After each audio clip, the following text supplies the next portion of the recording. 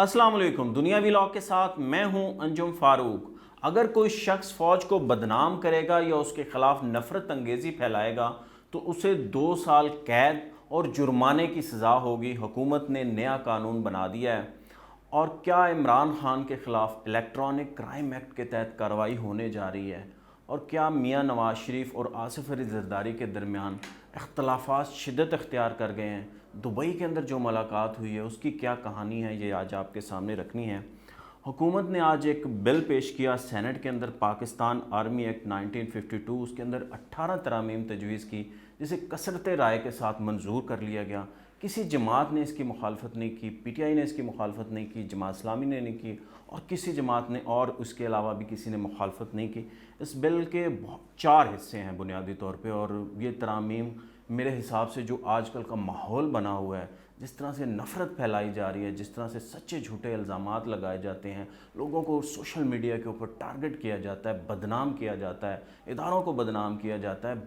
बाकी सरकारी अफसरान को बदनाम किया जाता है, हुकूमतों को बदनाम किया जाता है, पॉलिटिकल शख्सियात को बदनाम किया जाता है, आम लोगों को बदनाम किया जाता है, किसी की माँ बहन का भी ख्याल नहीं रखा जाता। ऐसे ऐसे इल्ज़ामात लगाए जाते हैं कि इंसान चश्दर रख जाता है, कांप जाता है। ये जो लेजिस्लेशन की गई है आर्मी एक्ट के अंदर, ये इसके 4 हिस्से हैं बुनियादी तौर पर। पहला हिस्सा ये है कि आर्मी एक्ट के तहत अगर कोई शख्स फ़ौज को बदनाम करेगा या उसके ख़िलाफ़ नफ़रत फैलाएगा तो उसे 2 साल कैद की सज़ा और जुर्माना होगा। इलेक्ट्रॉनिक क्राइम में मुलव्वस शख्स जिसका मकसद पाक फ़ौज को बदनाम करना हो तो उसके ख़िलाफ़ इलेक्ट्रॉनिक क्राइम एक्ट के तहत कार्रवाई होगी। अब ये जो सोशल मीडिया के ऊपर, जैसे मैंने पहले बताया, जिस तरह एक बहुत बड़ी शख्सियत है, पॉलिटिकल शख्सियत है, तकरीर करती हैं, वो बाज़ दफ़ा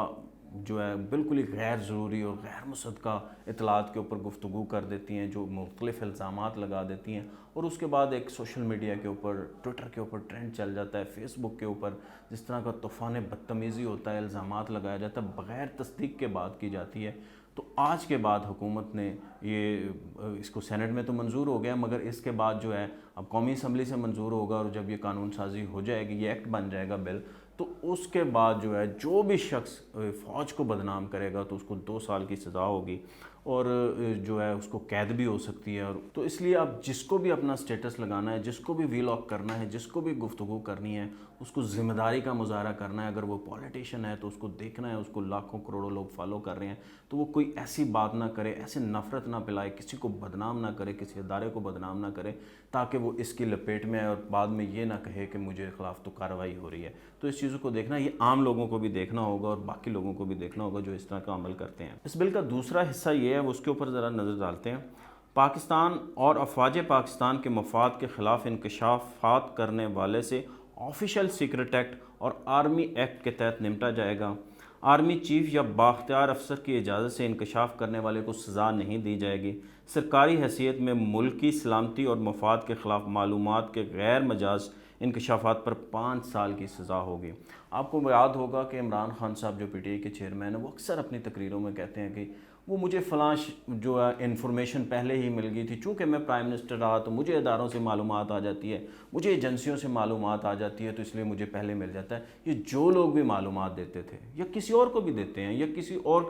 किसी जगह गुफ्तगू कर देते हैं, कोई बाहर जो किताबें लिख देते हैं, जो लोग भी इस तरह की हरकत करते हैं, जो भी इन्फॉर्मेशन बाहर देते हैं, उनके ख़िलाफ़ अब ये कार्रवाई होगी और उन्हें 5 साल तक की सज़ा दी जाएगी। क्योंकि अब ऐसे हो नहीं सकता, जो इदारे के साथ काम करता है वो इदारे के मफाद और पाकिस्तान के मफाद को देख के वो सियासी पार्टियों के मफाद को नहीं देख सकता, वो सियासी पार्टियों को इन्फॉर्मेशन नहीं दे सकता। अगर कोई साबिक वज़ीर आज़म है, कोई साबिक वज़ीर आला है, कोई साबिक मिनिस्टर है, तो ऐसा नहीं हो सकता कि आप कोई बात सुने और आपको पता चले, आप इदारे के पॉलिसी के ख़िलाफ़ उसको इन्फॉर्मेशन दे दें। तो अब जब आप इन्फॉर्मेशन देते हो तो उससे बदनामी होती है, जो भी उस वक़्त जो उसका मकसद होता है वो मकसद ज़ाया हो जाता है। तो इस चीज़ की रोकथाम के लिए ये बहुत ज़रूरी है, ताकि आइंदा, क्योंकि फ़ौज के अंदर और बाकी इदारों के अंदर, एजेंसियों में बहुत डिसिप्लिन है, अगर आप इस डिसिप्लिन को वायलेट करेंगे तो ये कोई अच्छी बात नहीं है। ये पाकिस्तान का आप भला नहीं कर रहे, इदारे का मतलब भला नहीं कर रहे। आप जिस इदारे से तनख्वाह लेते हैं, जहाँ से आपके घर के रोटी रोज़ी चलती है, आप उसको इन्फॉर्मेशन लीक करने लग जाए, तो ये बिल्कुल अच्छी बात नहीं है। इसका तीसरा हिस्सा ये है कि मुत्तलका शख्स रिटायरमेंट, इस्तीफ़े, बरतरफी के 2 साल बाद तक सियासी सरगर्मियों के अंदर हिस्सा नहीं लेगा। हसास ड्यूटी पर तैनात शख्स 5 साल तक सियासी सरगर्मियों में हिस्सा नहीं लेगा। سیاسی سرگرمیوں میں حصہ لینے پر پابندی کے خلاف ورزی کرنے والے کو 2 سال کی سزا ہوگی۔ اب کچھ ریٹائرڈ فوجی ہیں، سرکاری افسران ہیں، ظاہر ہے وہ جب جاب کر کے نکلتے ہیں تو ان کے اوپر ویسی پابندی ہے 2 سال تک وہ پالیٹکس کے اندر نہیں حصہ لے سکتے، مگر ہم نے کچھ دیکھا ہے کہ کچھ حاضر سروس لوگ بھی ہیں، کچھ سرکاری ملازم ہیں جو پالیٹکس کے اندر بہت انٹرفیئر کرنے لگ جاتے ہیں، اور اس کے بعد نکل کے وہ اور ان کو شے ملتی ہے، پھر وہ گفتگو کرتے ہیں، وہ ٹویٹر پہ آتے ہیں، وہ لوگوں کو انفارمیشن دیتے ہیں۔ تو اس چیز کو روکنے کے لیے انہوں نے کہا ہے کہ وہ پالیٹکس کے اندر نہیں آ سکتے، اور کوئی اگر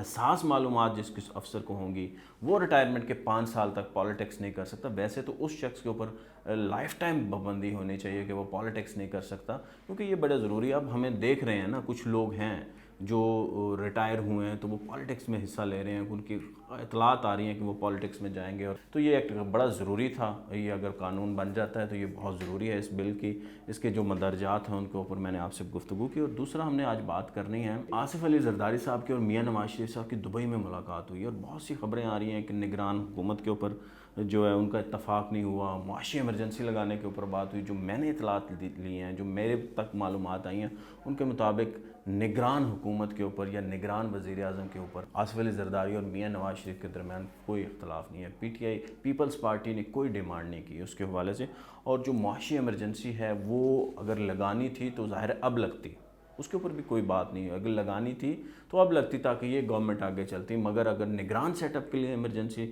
معاشی ایمرجنسی لگانے کی ایسی کوئی جو ہے وہ بات چیت نہیں ہوئی ہے اس کے اوپر، اور نہ ہی زرداری صاحب اس کے اوپر راضی ہیں، اور نہ ہی شاید نون لیگ اس وقت راضی ہے اس سلسلے کے اوپر کہ وہ نگران حکومت کو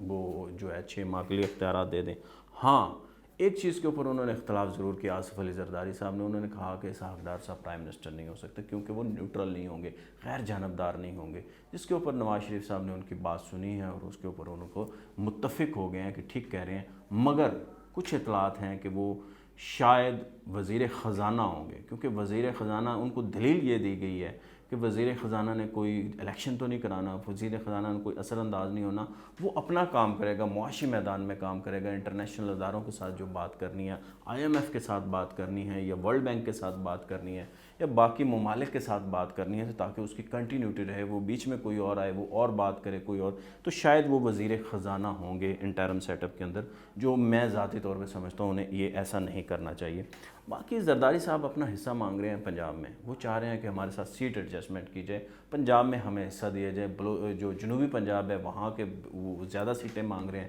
اس سینٹرل پنجاب کی بھی 8-10 سیٹیں مانگ رہے ہیں، اور جنوبی پنجاب کی وہ زیادہ سیٹیں مانگ رہے ہیں 20 کے قریب، مگر نواز شریف صاحب اس وقت وہ پوزیشن میں نہیں ہے ان کو دینے پہ۔ باقی اس کے علاوہ ان کا کوئی جو ہے اس وقت اختلاف نہیں ہے، باقی ساری باتیں ان کی طے شدہ باتیں ہیں، تو اس کے اوپر اب نواز شریف صاحب نے کہا ہے کہ وہ اپنی پارٹی سے بات کریں گے، میاں